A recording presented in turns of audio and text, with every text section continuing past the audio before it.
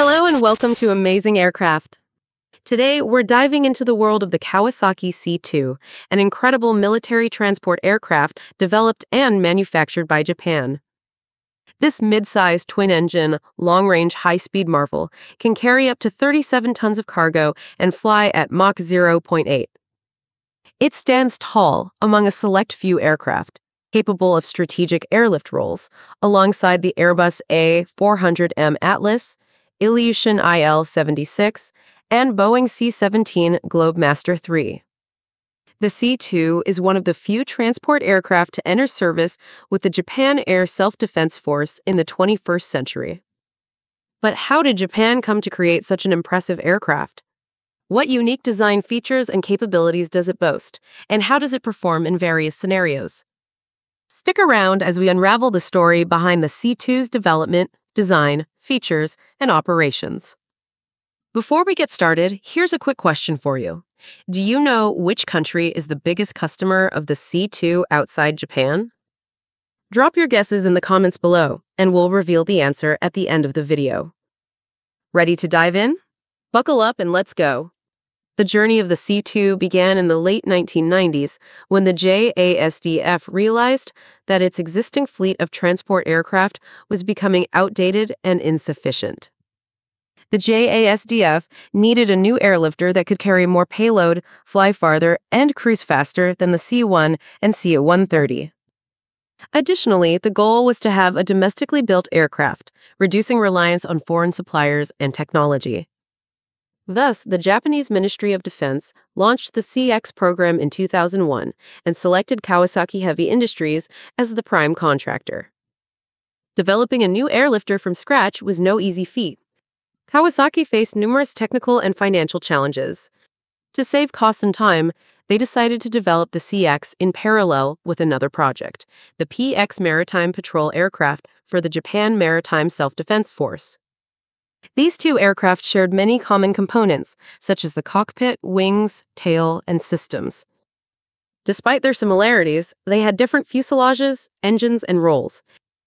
The CX was powered by two General Electric CF680C2K turbofan engines, assembled by Ishikawajima Harima Heavy Industries with some locally manufactured components. The prototype of the CX, later renamed the C-2, took off for its maiden flight in 2010, a significant milestone for the program. Nonetheless, the C-2 had to overcome several hurdles before becoming operational.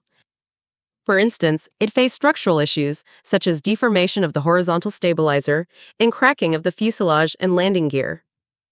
Allegations of bribery involving the CF6 engines further complicated matters. These challenges led to delays and cost overruns, with the program's cost rising from an estimated 184 billion yen to 264 billion yen. The C-2 finally completed its development in 2017, after 16 years of rigorous work since the launch of the CX program in 2001. The C-2 boasts a wingspan of 44 meters and a length of 43.9 meters. It can carry a maximum payload of 37 tons, 4 times heavier than the C-1 and double that of the C-130, and fly at a maximum speed of 870 kilometers per hour. With a range of 7,600 kilometers carrying a 20-ton payload, it surpasses the C-130, but falls short of the C-17 and A400M. One standout feature of the C-2 is its ability to operate from short and unpaved runways, providing enhanced flexibility and accessibility to various locations. It can take off and land on runways as short as 500 meters, similar to the C-1 and A400M, but much shorter than those required by the C-130 and C-17. The C-2 features a high-lift wing design and a fly-by-wire flight control system, enhancing stability and responsiveness. It can also perform aerial refueling and medical evacuation missions when equipped with the necessary apparatus. The C-2 faced several technical challenges, including software integration glitches and stall characteristics. Delayed by these challenges, the C-2's development was delayed. Its high production cost, estimated at around $94 million per unit, makes it more expensive than the C-130 and A400M, but cheaper than the C-17. The C-2 also competes with other aircraft in the international market, such as the C-130J, C-17, and A-400M.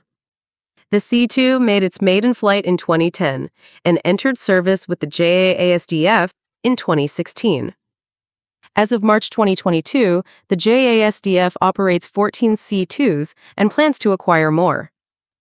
It has also been promoted to other countries, such as New Zealand and the United Arab Emirates, without receiving export orders yet.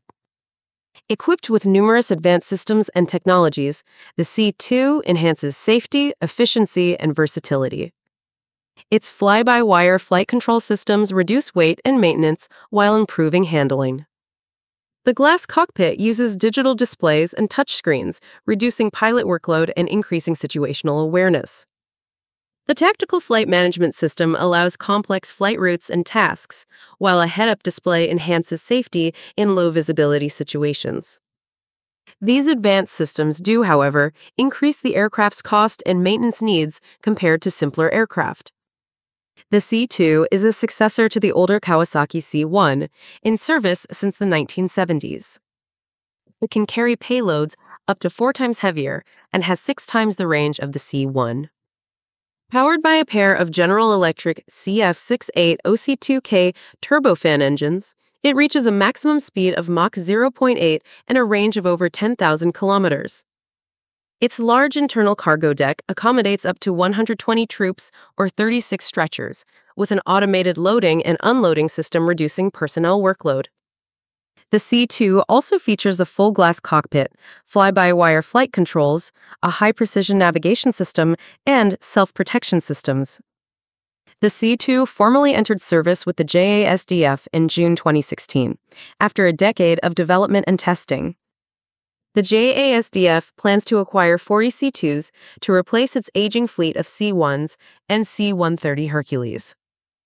The C-2 has participated in several deployments and exercises, demonstrating its versatility and reliability. For example, in November 2017, the C-2 deployed to the Japan Self-Defense Force Base Djibouti in Africa for the first time, where it conducted airlift missions in support of the United Nations peacekeeping operations in South Sudan. In February 2022, the C-2 conducted its first bilateral training with the U.S. Air Force in Guam, where it practiced air refueling, cargo delivery, and low-level flight.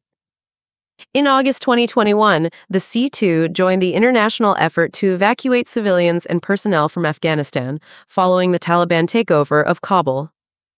The C-2 transported hundreds of evacuees from Islamabad to Japan, as well as humanitarian supplies and medical equipment.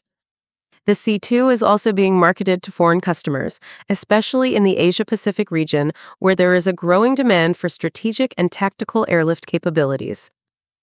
Kawasaki has been reportedly keen to seek sales of the C-2 to countries such as New Zealand and the United Arab Emirates, which have expressed interest in the aircraft.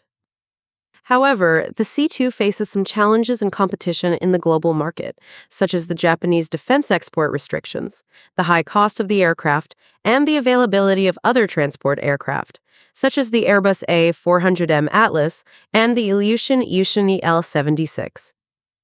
Kawasaki is working to lower the C-2's production cost and enhance its performance and features to attract more potential buyers. The C-2 is a modern and versatile aircraft that can perform both strategic and tactical airlift missions. It has a large and powerful cargo capacity, a long and fast flight performance, and a short and rough field capability. It is a valuable asset for the JASDF and a potential contender for other air forces. The C-2 is expected to serve the JASDF for decades and support various missions such as humanitarian aid, disaster relief, peacekeeping, and defense. It is also being developed into an electronic intelligence platform, designated as the RC-2, which will enhance Japan's surveillance and reconnaissance capabilities. What do you think of the C-2? Is it a good aircraft for Japan and other countries? Share your thoughts in the comments below. That's all for this video. If you enjoyed it, make sure to like, share, and subscribe. Remember, the sky is not the limit, it's just the beginning. Thanks for watching, and see you next time.